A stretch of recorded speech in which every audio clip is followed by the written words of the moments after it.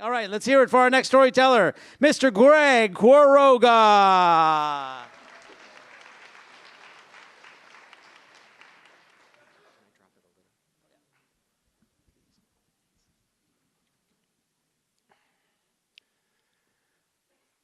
Back in middle school, birthday parties were a sign of social stature. And my family being poor and moving around a lot left me at a real disadvantage in this category. By the time I started 6th grade, I was on my 5th school in my 3rd city and my 2nd state. Other kids had birthday parties that were the stuff of legend come the playground on Monday.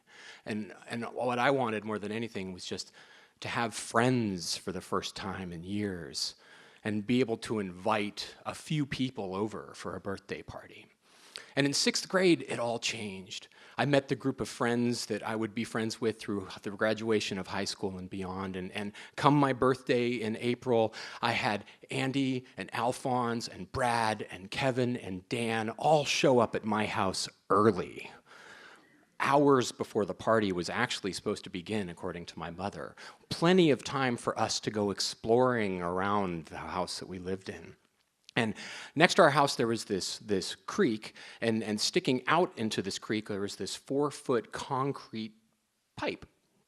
And my friends were like, "Hey, Greg, where does this pipe go?" I said, I don't know. I've never, I think it ends or starts in the field over there where they started to build that shopping center but never finished it. They said, "Let's go find out." So we go, and sure enough, 150 yards from the creek, there's the start of this pipe in this big concrete box. And we all look at each other and we nod because we know what we have to do. We have to go through this pipe. And so we go back to the house to get some lights because, we're not stupid. And all we were able to muster are 8 birthday candles and a pack of matches. And we're like, sweet. And so we go to the pipe, we go to the creek side, figure we'll start at the creek and start making our way into the pipe. And it's dark. And we all barely, we can hunch over and shuffle through the pipe, kind of scrunch down and work our way through, except for Brad and Dan, who bring up the rear because they're taller than we all are. And our voices are echoing into the darkness of this shadow pipe leading beyond us. And the voices of the guys in front are reflecting back, drowning out the complaints of the guys in back. And Brad, who is our dungeon master, is in the very back, and he's a little nervous. And so to overcome this nervousness, he asks for a roll call of the characters that are on this quest. And I declare, that I am Lord Callahan, and striking a match, I say, "And here is my +5 Vorpal weapon." And everybody laughs, and we all agree that it would be for the best if we encountered no trolls or orcs as we're heading off onto this journey.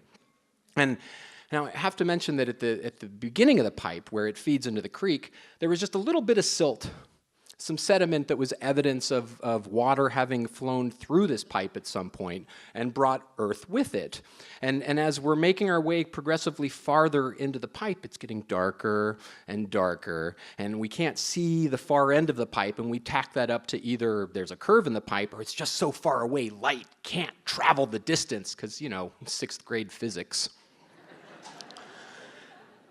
And, at a certain point, it goes from being just a little bit of sediment to, a foot wide and an inch deep, 18 inches wide, 4 inches deep, 2 feet wide, 5 to 6 inches of dirt. And we're trudging along, not worried about this. But then Andy yells back from the front of the pile, "Hey, it's getting muddy."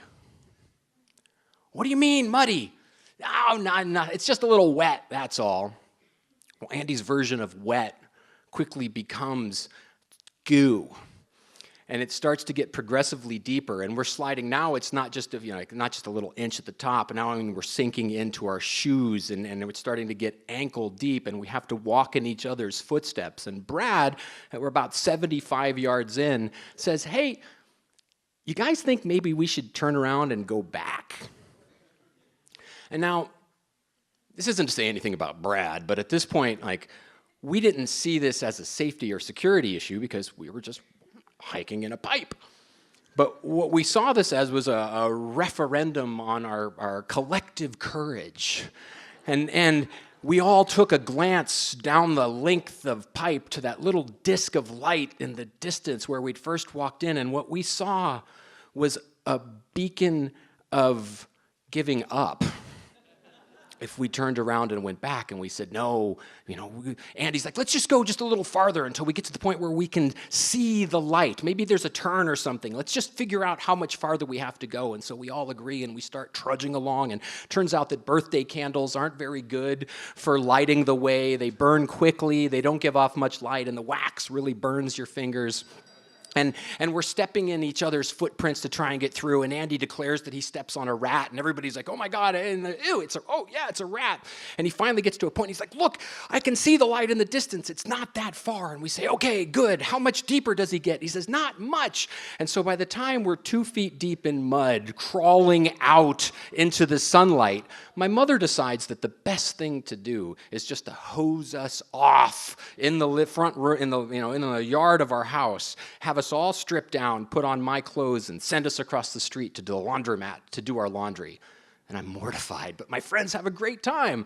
And then we go to the pizza parlor, and my mom's boyfriend gives us $20 in quarters to use in the arcade, and that's a freaking lot of money in 1981. And so we're thrilled. And then that night we go back to my house, and with the lights out, way past bedtime, we tell silly stories, and we try to suss out as much as we can about what puberty means without really asking any direct questions because, guys.